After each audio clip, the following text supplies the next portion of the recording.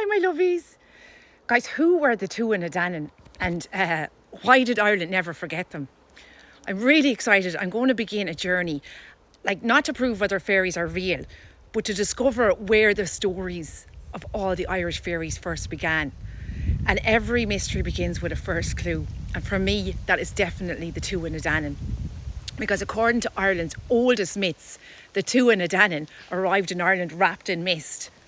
But they were no ordinary people. They were described as extraordinary beings, great healers, poets, craftspeople, warriors and rulers. But they possessed knowledge and abilities that seemed almost magical. And the old stories tell us that they came from four mysterious northern cities: Fairies, Gorias, Findias and Morias. And from those cities they brought four sacred treasures: the Stone of Fall, the Sword of Nuada, the Spear of Lua, the Cauldron of the Dagda. But here's the mystery. No one has ever found these cities. Northern cities. Were they from the sky? There's no map, no ruins and no archaeological evidence. Nothing. So many scholars believe they were never meant to be real cities at all.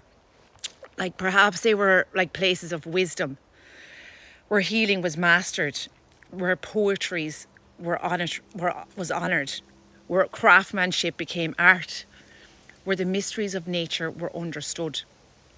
I've searched the maps, but no one has ever found Fairies, Gorias, Findias or Morias.